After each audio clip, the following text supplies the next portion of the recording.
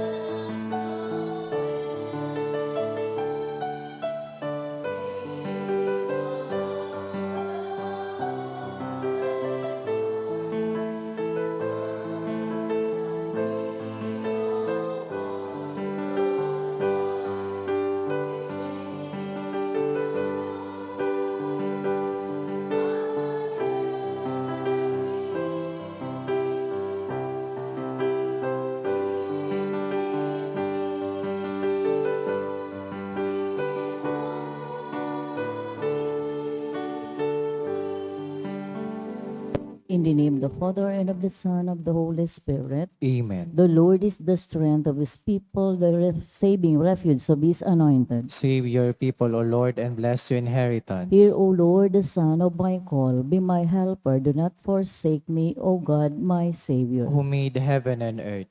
O Heavenly Father, we beg you through our Lord Jesus Christ, whom you have made the sacrifice that takes away our sins, to receive our prayers and offerings, and through him to give us the grace to be reconciled to you and to one another.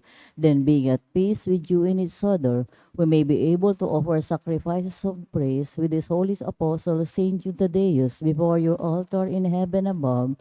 This we ask of you, are blessed forever. Amen. Please kneel.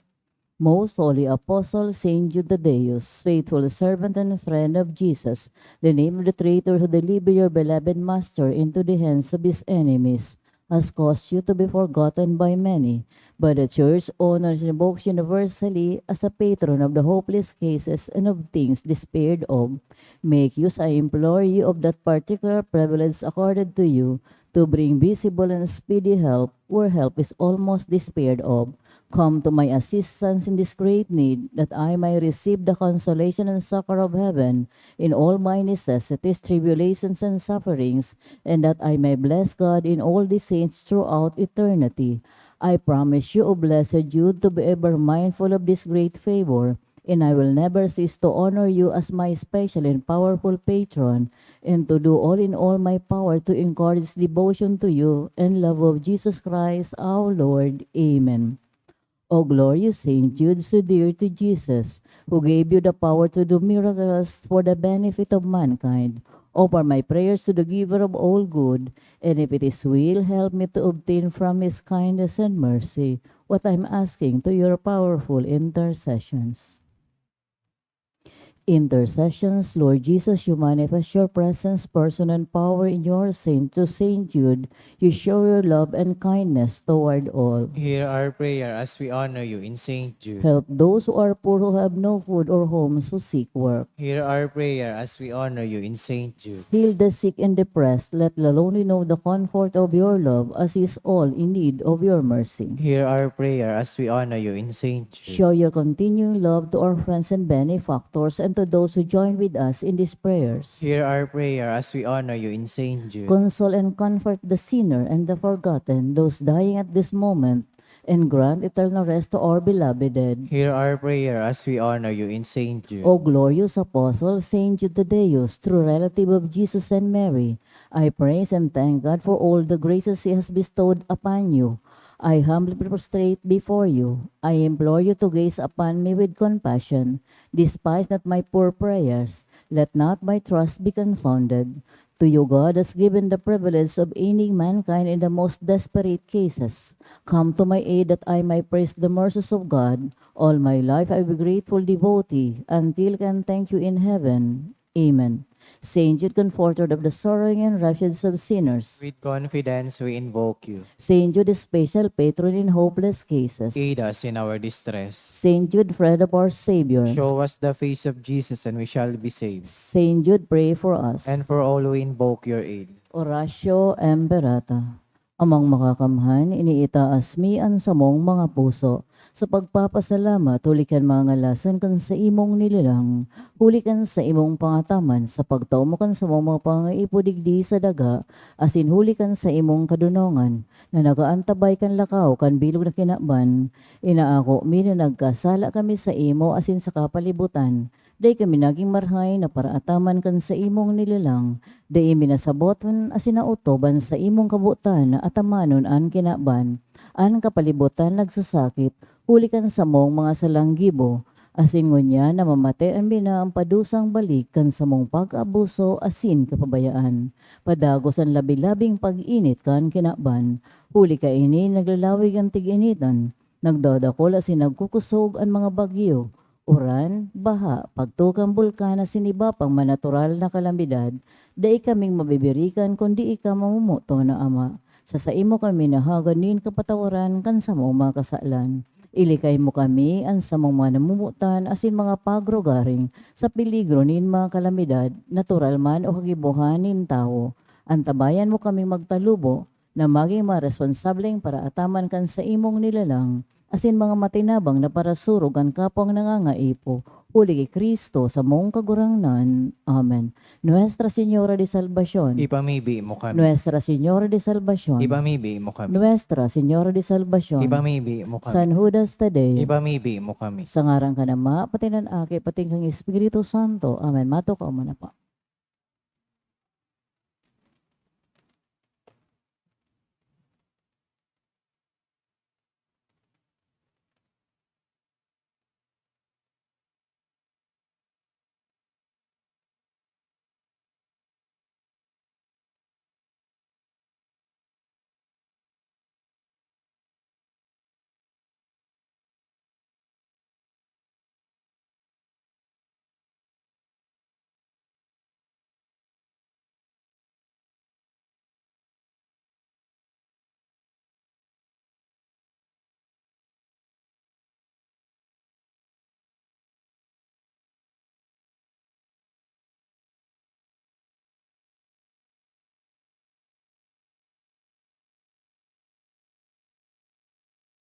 Ngunyan Webes, sa ika-anom na simana pakapasko. Sabay niya to sa misang ini ang mamina sunod na intensyones, pasasalamat, kahagadan ni Christine and Daniel Napili, ni Maria Cristina Rico, Canjes Mundo Family, Mansera and Africano Family, ni Mr. and Mrs. Jocelyn Berongoy and Family.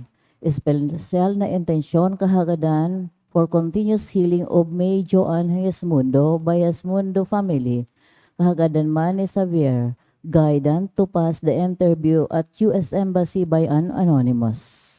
Asin man sa mga minasunod na kalag, Richard by an anonymous, Edwina by Ramirez family, Antonio Ignacio Felipe Jr. Felipe Sr., Manuela, and All Souls by Mansere and Africano family.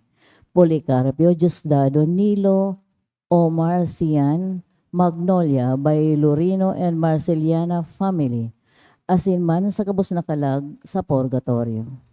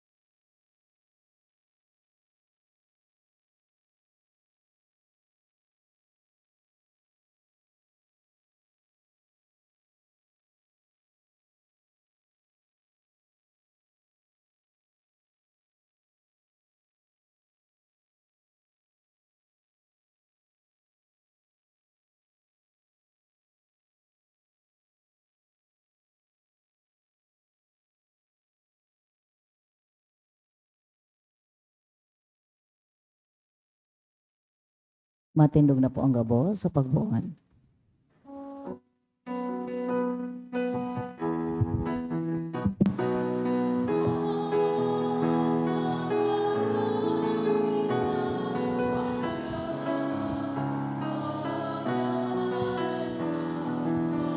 Walang biyayang pangako niya, nagsirang na.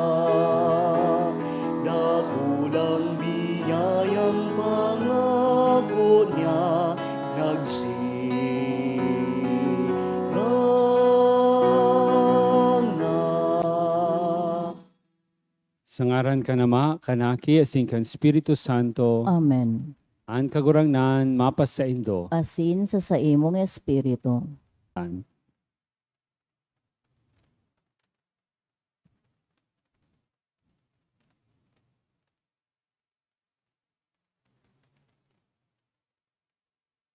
Nagkukumpisal ako sa Diyos na makakamhan, asin sa indo mga tugang, Na nagkasala ako ni nin makuri makuri sa isip, sa tataramon, sa gibo asin sa kapabayaan.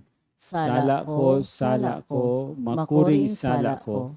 Kaya nangangadi ako kay Santa Maria, Danay na Birhen, sa gabos na Angeles asin Santos, asin sa indo mga tugang, na ako'y pamibi sa kagurangnan ng Diyos. Mahirak malugod sa to ang Diyos na makakamhan, pakapatawadan sa itong mga kasalan, darahong kita sa buhay na daing kasagkoran. Amen.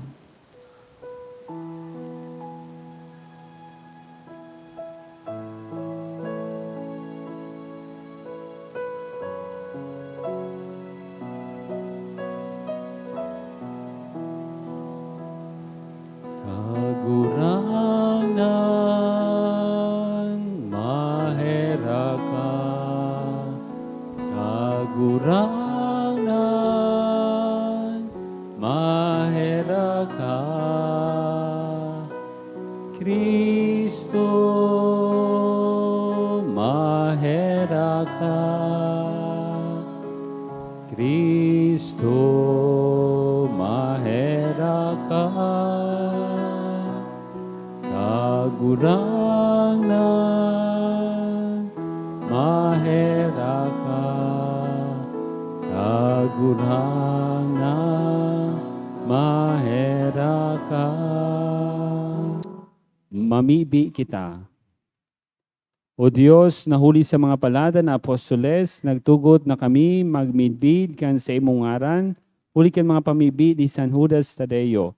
Kaugaying warasan ang simbahan, dahil na magtalubo sa bilang nin mga nagtutubod sa imo. Siya na kaiba mong nabuboya sa naghade, kasarok ang Espiritu Santo, Diyos sa kabos na kapanahonan, kan mga panahon. Amen. Matuko po ang gabos para sa liturhiya kan tataramon. Himateo niya to ang enot na babasahon. Ginuno sa mga gibokan mga apostoles. Dai na haloy naghali si Pablo sa Atenas asin nagpakorinto. Duman na midbid niya ang sarong Hodeo na angaran Aquila, taga Ponto. Siya asin ang sa iyang agom na si Priscilla minaabot pa sa nahali sa Italia, huli ta pinahali ni Claudio ang gabos na mga Hodeo sa Roma.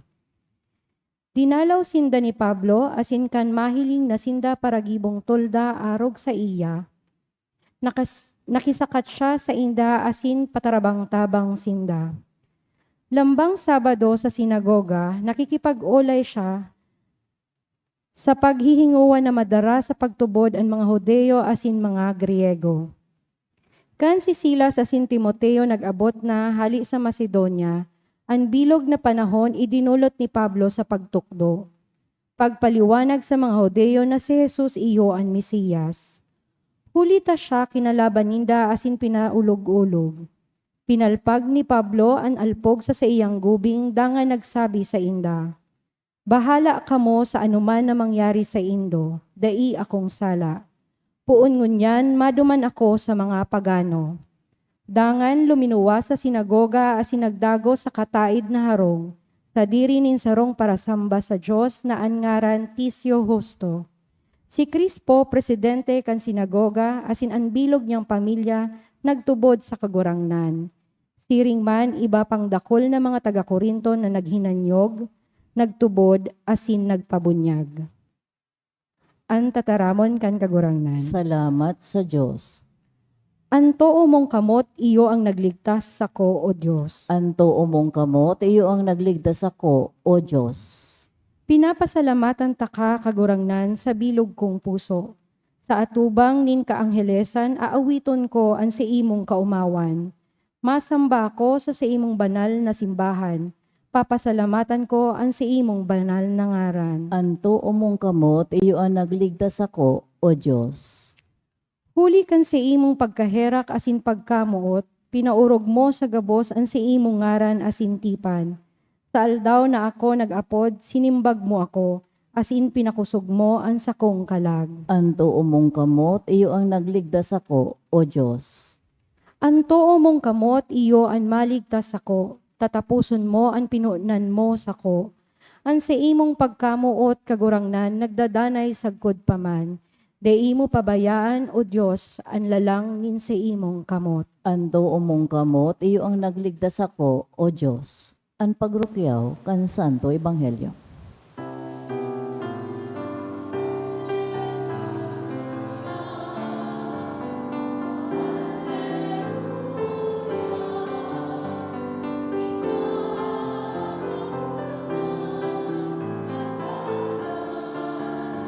Ang buhay asin.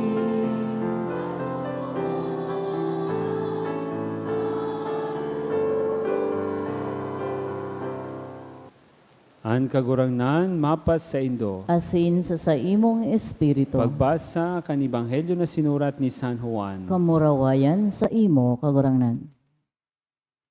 Si Jesus nagsabi, dikit na sanang panahon dahil na ako nindo mahihiling. Alagad ngapit, mahihiling giraray ako nindo. Nagkapira sa mga disipulos naghapot, anong buot niyang sabihon kaini? Dikit na sanang panahon dahil na ako nindo mahihiling, alagad ngapit, mahihiling giraray ako nindo. Sirigman, ano ang buot sabihon kaining ako mabalik sa Ama? Asin naghapot sinda, ano ang buot sabihon kaining dikit na panahon na sinasabi niya? Dahil niya to aram kung ano ang buot niyang sabihon. Aram ni Jesus na buot sindang maghapot sa iya. Kaya nagsabi sa inda, pinag-uurulayan nindo ang sinabi ko, dikit na panahon, dahil na ako sa indo. Dahil na nindo mahihiling, alagad ngapit, mahihiling giraray ako nindo. Totoong sinasabi ko sa indo, ako magtatangis asin mag-aagrangay. Mantangang kinaba nag-uugma, kamo mamumundo, alagadan sa indong kamunduan, matatapos sa kaugmahan. An maray na bareta kan sa tong kagurangnan. Pag-omaw sa imo, Kristo.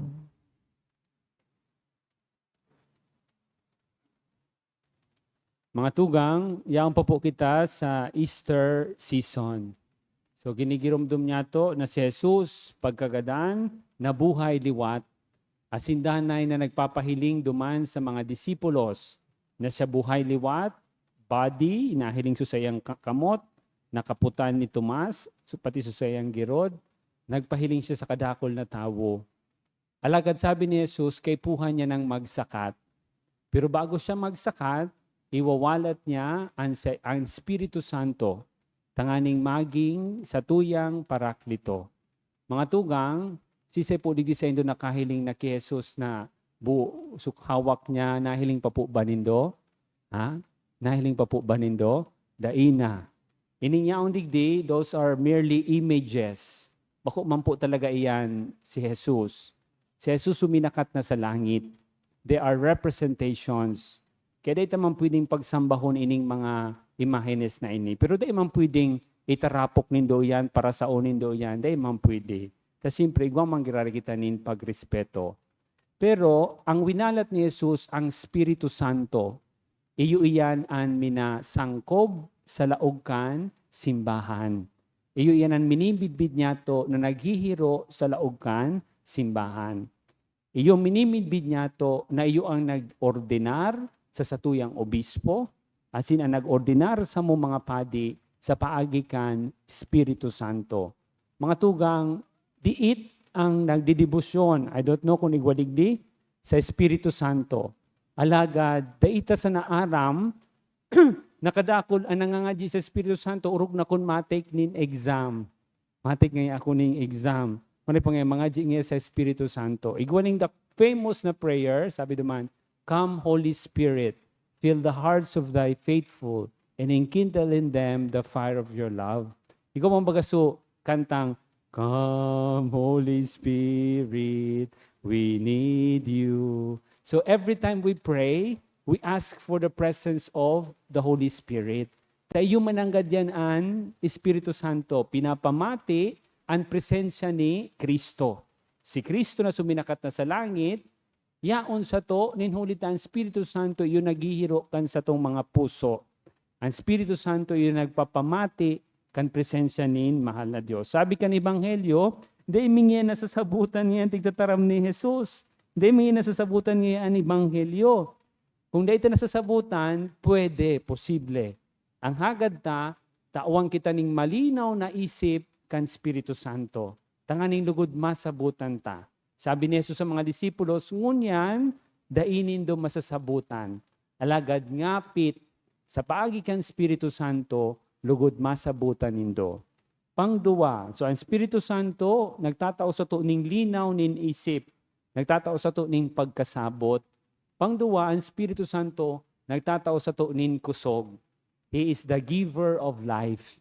Kaya, kadakol gayud sa tuya ang matamlay, kadakol gayud sa tuya ang maluya ang buot, lugod hagadon sa Espiritu Santo.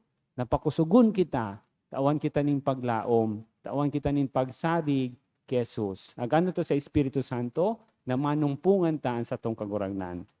Mataw po ako ning example. Duwang example.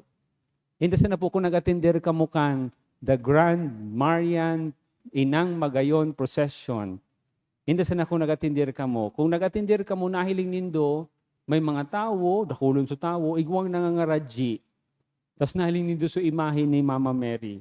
Hindi sa na kung naantig ka mo, o ano lang ka mo, wala sa na sa ido, okay lang. Parang turista lang. Pero kung naantig ka mo, na-move sa puso mo, na-touch ka, napaibi ka pa, ay, sa Espiritu Santo, badinihiro ang sa imong puso.